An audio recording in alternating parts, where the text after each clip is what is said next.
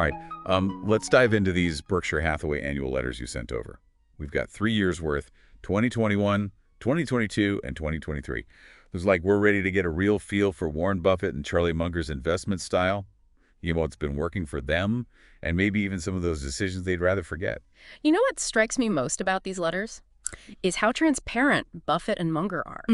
They genuinely seem to want their shareholders to understand their thinking, their successes, and even their mistakes. It's refreshing, especially in the often opaque world of finance. I totally agree. So before we get into the year-by-year breakdown, let's start with the basics. What exactly does Berkshire Hathaway own? It's way more than just stocks.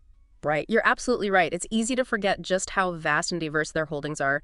In the 2021 letter, Buffett emphasizes that Berkshire owns more U.S.-based infrastructure than any other American corporation, a staggering $158 billion worth. That includes railroads, utilities, and energy companies. Wow, $158 billion. That's mind-blowing. It really paints a picture of Berkshire Hathaway as a foundational piece of the American economy. Exactly. They're not just playing the stock market. They're deeply invested in the actual nuts and bolts of the country. And then there's the insurance side of things, which is huge for them. Yeah, the whole concept of insurance float was kind of a mystery to me before I started reading these letters. It's a fascinating concept. Essentially, it's the money Berkshire holds from insurance premiums that they can invest but doesn't actually belong to them yet. The incredible part, this float has historically cost them less than nothing to maintain. Wait, less than nothing? How is that even possible? Well, because their insurance underwriting has consistently been profitable, meaning they make money on top of having this massive pool of capital to invest. It's a brilliant strategy. In 2021, their float had grown to a whopping $147 billion, up from just $19 million when they first dipped their toes into insurance back in 1967. Okay, so they've got this giant pool of money to invest thanks to their insurance business. But how do they actually approach stock investing? Buffett and Munger see themselves as business pickers, not stock pickers. This is a crucial distinction. They look for companies with what they call durable economic advantages, essentially, built-in strengths that make it hard for competitors to catch up. So give me an example. What would be a durable economic advantage in the real world? Think about a company like Coca-Cola. They have a globally recognized brand, a vast distribution network, and a product that people crave. It would be incredibly difficult for a new competitor to replicate that kind of success. Those are durable economic advantages. Ah, that makes sense. So they're not chasing the latest trends or trying to time the market. They're looking for solid, well-run companies that will stand the test of time. Precisely. And they're also very focused on finding top-notch CEOs who they trust to make smart decisions. They want leaders who are passionate about the business and aligned with Berkshire's long-term vision. Okay, so we've got the basics. A company built on a foundation of American infrastructure, a massive pool of capital from insurance float, and a stock-picking philosophy rooted in identifying companies with durable economic advantages and strong leadership. Sounds like a pretty solid recipe for success. Right. It certainly has been for them.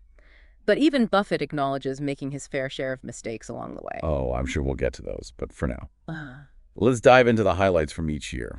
Starting with 2021, it seems like it was a relatively quiet year for acquisitions, but there was a lot of talk about stock buybacks. Exactly. Buffett spends a good chunk of the 2021 letter addressing the debate surrounding buybacks. There's a common perception that buybacks are always a bad thing, that they benefit executives at the expense of long-term investments. Buffett challenges this notion, arguing that buybacks, when done at the right price, can actually increase the value of the remaining shares, which benefits all shareholders. So it's not a black and white issue. It really depends on the circumstances and the motivation behind the buyback. Right. And Buffett gives some specific examples of when buybacks make sense. He explains that if a company has excess cash, that it can't invest productively. Buying back its own shares can be a smart way to return value to shareholders. He also tells that really interesting story about Paul Andrews, the founder of TTI. Yeah. A company Berkshire acquired back in 2006. Yes. That story is a perfect illustration of how Buffett approaches acquisitions and the importance he places on finding businesses with strong cultures and dedicated leadership. Andrews wasn't just looking for the highest bidder. Right. He wanted to make sure his company and its employees would be in good hands. Exactly. He chose to sell to Berkshire because he believed in Buffett's long-term vision and commitment to building strong businesses. It wasn't just about the money. It was about finding the right fit. And it's amazing how that seemingly small acquisition of TTI ended up having a huge impact down the line. You're talking about BNSF. Right. Yes. The major freight railroad network.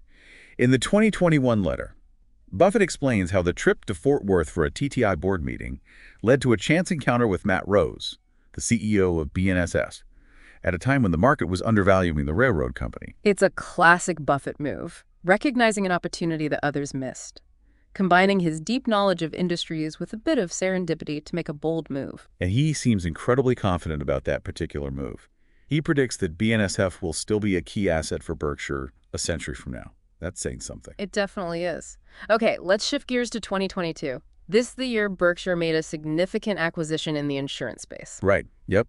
They acquired Allegheny Corporation, another property casualty insurer, and the price tag significantly boosted Berkshire's already enormous insurance float. Right. In the 2022 letter, Buffett dives into how this acquisition further cements their standing in the insurance world and allows them to continue that unique investment approach we were talking about earlier. This is also the year that Buffett tackles those somewhat confusing accounting concepts, specifically the difference between operating earnings and GAAP earnings. Honestly, even as someone who follows finance, I found that part a little tricky. It can be confusing, for sure. But Buffett feels very strongly about this distinction. He sees a lot of companies manipulating earnings to meet Wall Street's expectations, which he argues is misleading to investors and encourages short-term thinking. He much prefers to focus on operating earnings, which he believes gives a more accurate picture of a company's true profitability. It's about cutting through the noise and looking at the underlying fundamentals of the business. Which, if you think about it, perfectly aligns with their overall investment philosophy. It's not about chasing hype or playing games with numbers. It's about identifying companies that are fundamentally sound and built for the long haul. Speaking of long-haul partnerships, Buffett's tribute to Charlie Munger in the 2022 letter is truly heartwarming. He devotes a large section to highlighting Munger's brilliance and his crucial role in shaping Berkshire Hathaway. Their partnership is legendary.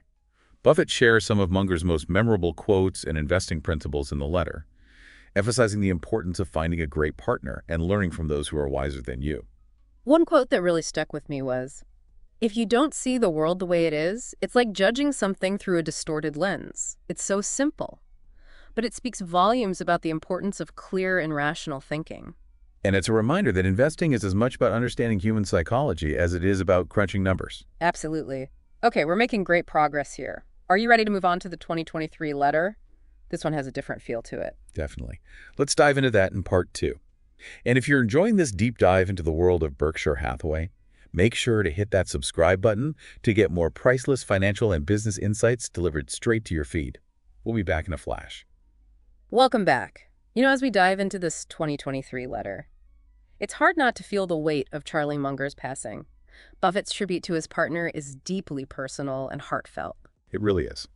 He describes Munger as the architect of Berkshire Hathaway, acknowledging his immense influence on the company's success. And he uses this really interesting analogy to describe their dynamic. He says that Munger was the architect while he was the general contractor, responsible for bringing Munger's vision to life. I love that. And even though Munger often shied away from the spotlight, Buffett makes it clear that he deserves immense credit for building the foundation of Berkshire Hathaway's remarkable success. A legacy that will undoubtedly endure.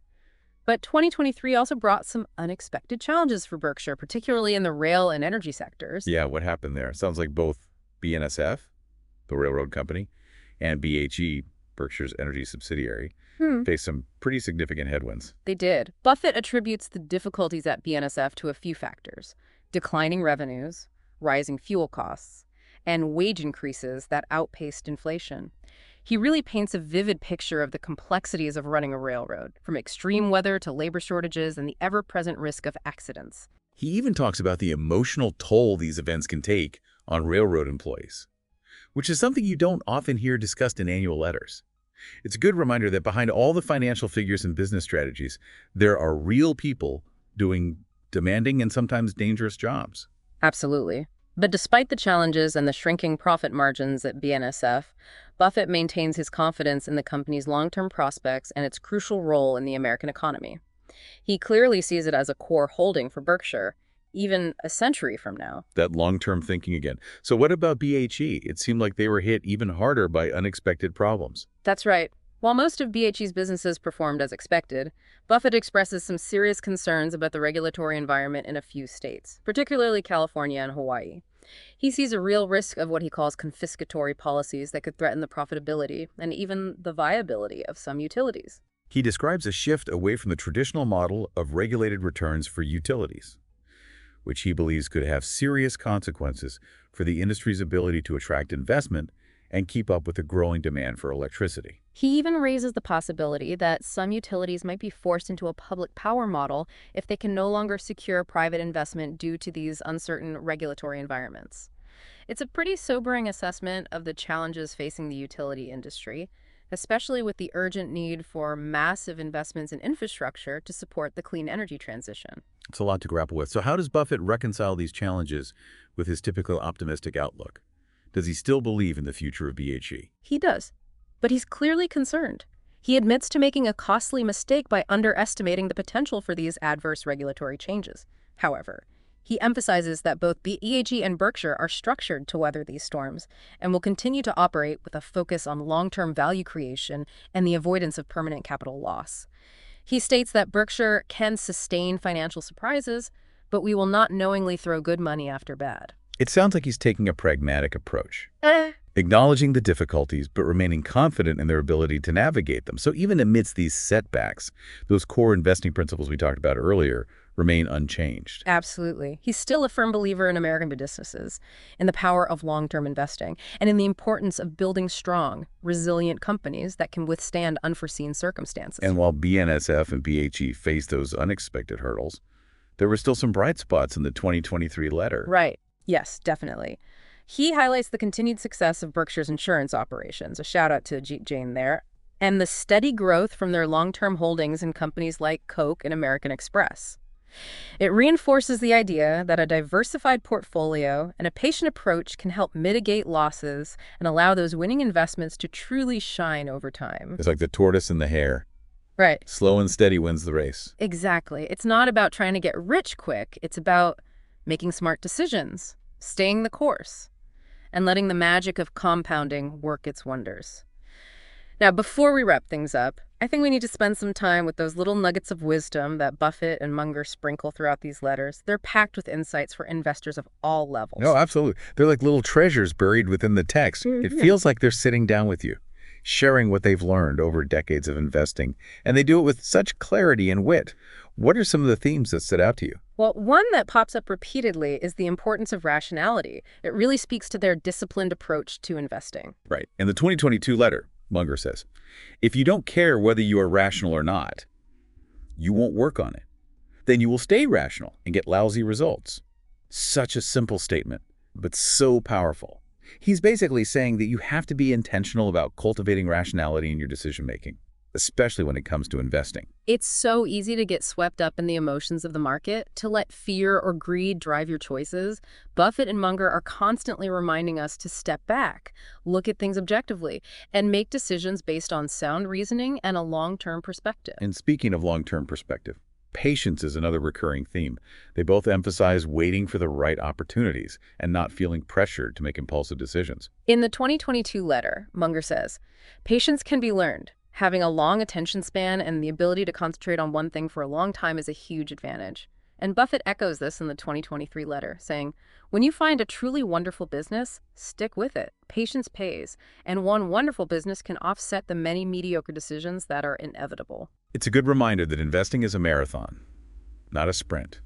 It's about staying focused on your goals, resisting the urge to chase short-term gains, and letting compounding work its magic over time. And let's not forget about learning from mistakes. Both Buffett and Munger are incredibly open about their own missteps, and they use those experiences to illustrate valuable lessons.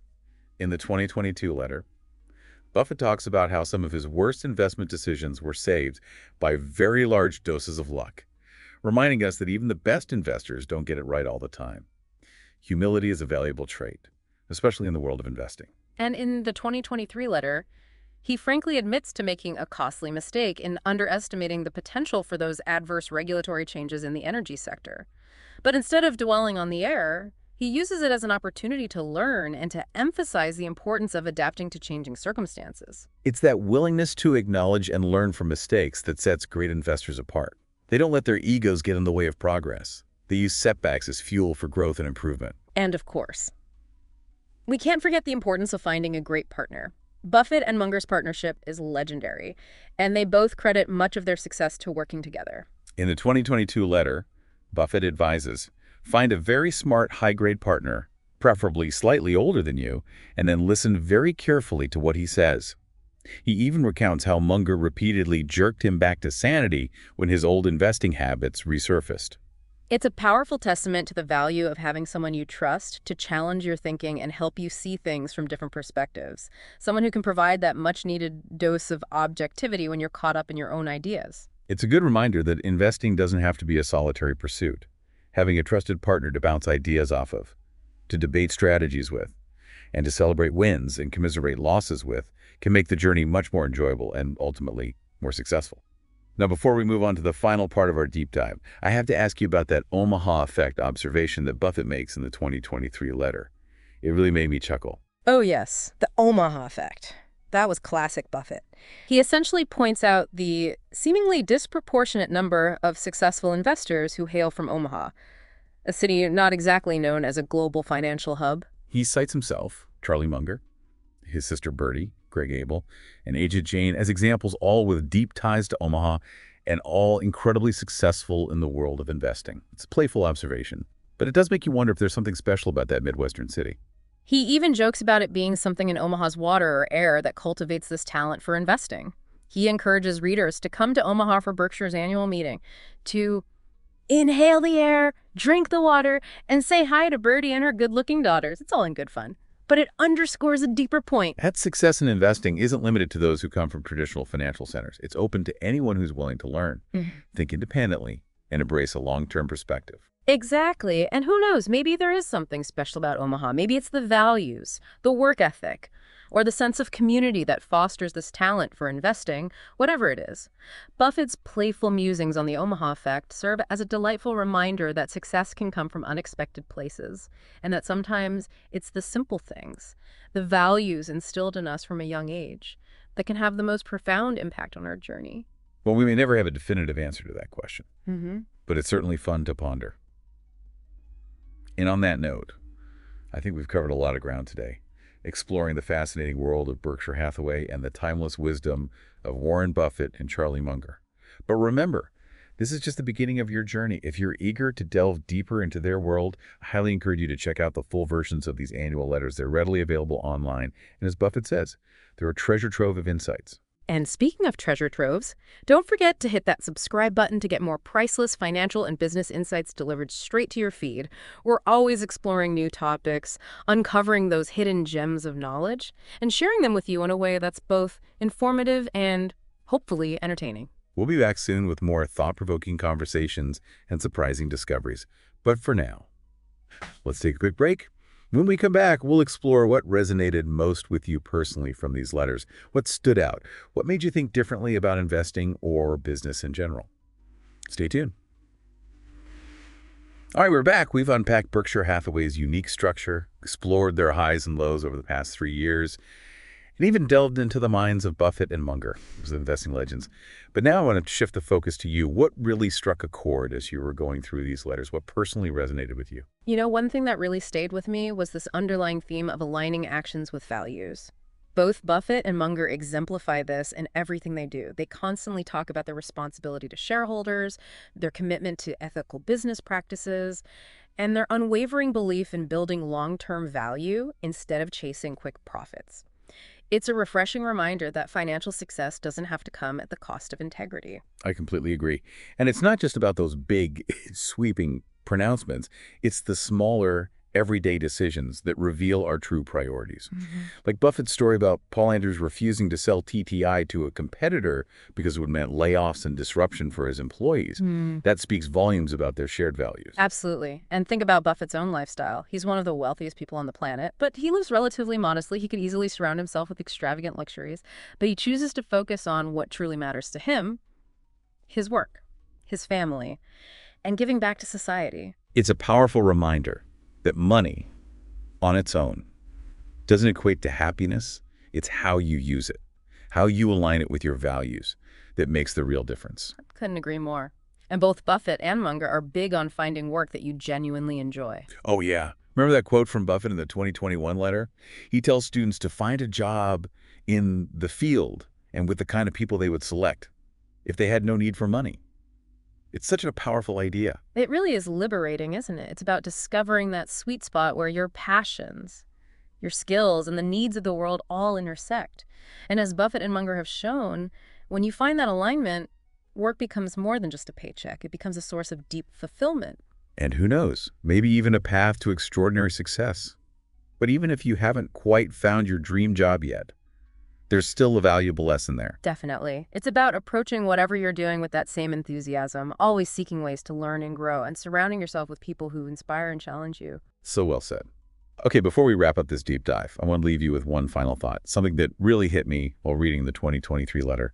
Buffett talks about how Berkshire is structured to withstand even the most catastrophic financial disasters.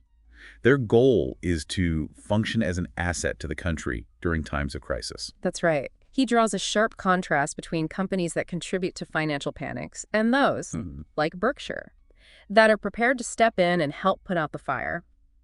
It makes you think about the role of business in society, doesn't it? It really does. It challenges the idea that businesses exist solely to maximize profits. It suggests a responsibility, especially for companies with vast resources, to act as stewards of stability and to contribute to the well-being of the communities they serve. It's a perspective that feels increasingly important in a world grappling with complex challenges like climate change, inequality, and political polarization. Maybe true success isn't just about the bottom line, but also about the positive impact a company has on the world. That's something to really think about. And on that note, I think we've reached the end of our journey through the world of Berkshire Hathaway and the wisdom of Warren Buffett and Charlie Munger. But remember, this is just the beginning of your exploration. If you're hungry for more, I can't recommend enough diving into those annual letters yourself. You won't be disappointed. And if you've enjoyed this deep dive into business and finance, make sure to hit that subscribe button to get more priceless insights delivered right to your feed. We'll be back soon with more insightful conversations and hopefully hook up you aha moments along the way. Until then, happy investing.